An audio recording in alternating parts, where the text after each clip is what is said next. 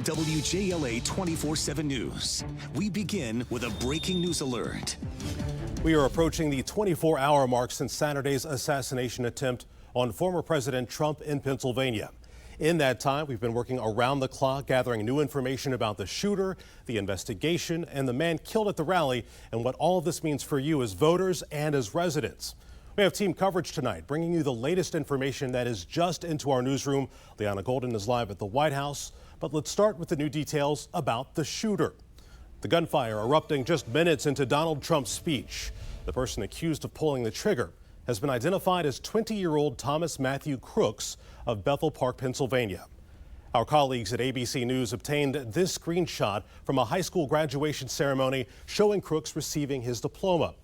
Law enforcement has also revealed that they found bomb-making materials in Crooks' car and his home. This is video taken just this morning from the block where Crooks lived. He was fatally shot by Secret Service agents during the chaos.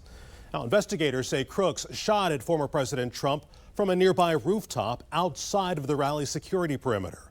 House Oversight Committee Chair James Comer pledges a full investigation into the Secret Service and security apparatus around the former president. Leaders are calling for a transparent investigation. Now, you can see in this map where the gunman was positioned. Several witnesses claim that they saw that suspect climbing to the roof and even alerted law enforcement. But Trump was not removed from the stage before gunfire started.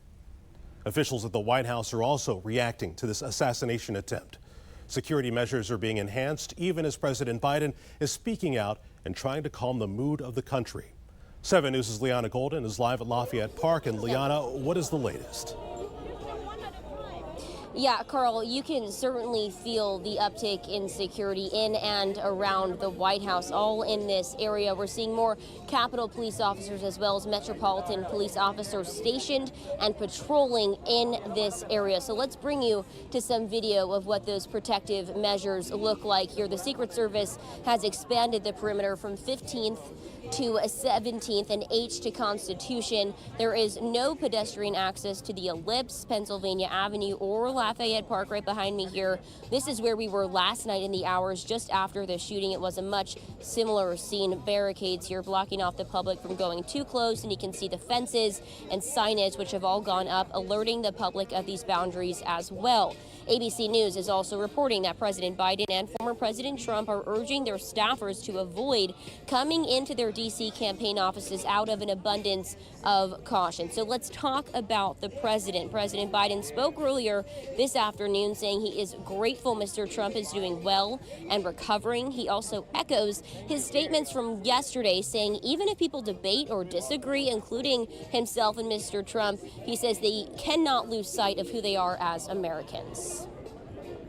There's no place in America for this kind of violence or any violence for that matter.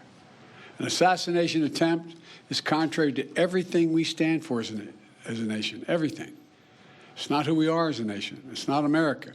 And we cannot allow this to happen. Unity is the most elusive goal of all, but nothing is important than that right now, unity.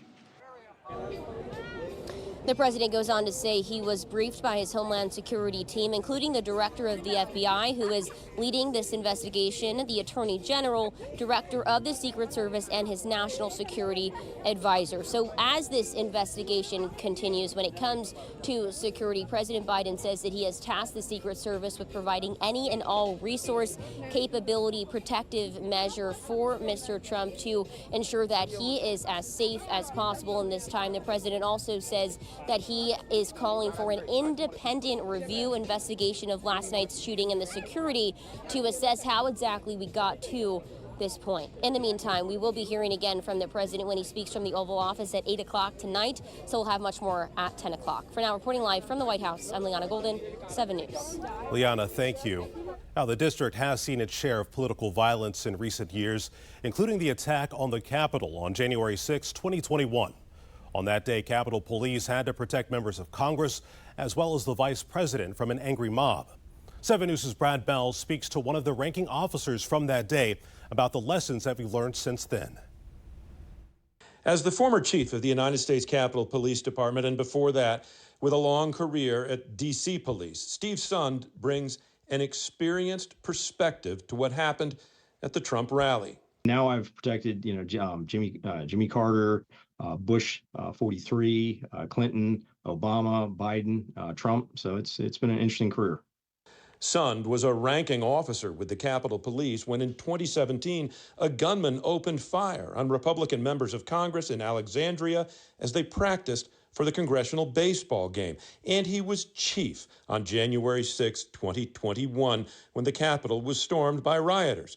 He knows what the Secret Service is feeling. I can tell you from the top all the way down to the agents in the field, they're all taking this extremely seriously. I suspect many of them didn't get a whole lot of sleep last night.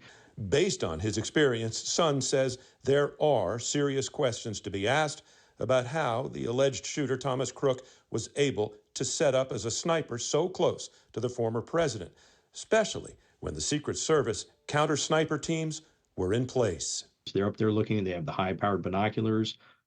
They're up there looking specifically for any suspicious activity on rooftops. I've done 5 inaugurations. I can tell you whenever we have a presidential speech or the swearing in of a president on the west front of the Capitol or an inaugural parade, we have people on every single rooftop. But Sund says as those answers emerge about how the former president was and will be protected, he says the real solution to ending political violence is not up to law enforcement. We are an extremely divided country. We have to find some way to get beyond this and start acting like adults. In Washington, Brad Bell, 7 News. Now, as of right now, despite the assassination attempt against presumptive Republican nominee Trump, the Republican National Convention will go on as planned. The RNC kicks off tomorrow in Milwaukee. Former President Trump says he is looking forward to speaking. Trump has posted on his Truth social network twice since the attempt on his life. He'll accept the Republican presidential nomination later this week. Security details were already in place, but are expected to be heightened after Saturday's shooting. Former GOP presidential candidate Nikki Haley is expected to speak at the RNC on Tuesday. Haley was Trump's chief rival in the Republican primaries. Republican leaders say that Trump's vice presidential pick will speak on Wednesday, followed by Trump on Thursday. Now, he hasn't spoken publicly since the shooting, but the former president did share his thoughts, as we mentioned, on Truth Social, once last night after being treated by a doctor and once again this morning. Today's post reads in part, "We will fear not, but instead remain resilient in our faith and defiant in the face of wickedness. Our love goes out to the other victims and their families. We pray for the recovery of those who were wounded and hold in our hearts the memory of the citizen who was so horribly killed." The post continues, "In this moment, it is more important than ever that we stand united and show our true character as Americans, remaining strong and determined and not allowing evil to win. I truly love our country and love you all and look forward to speaking to our great nation this week from Wisconsin."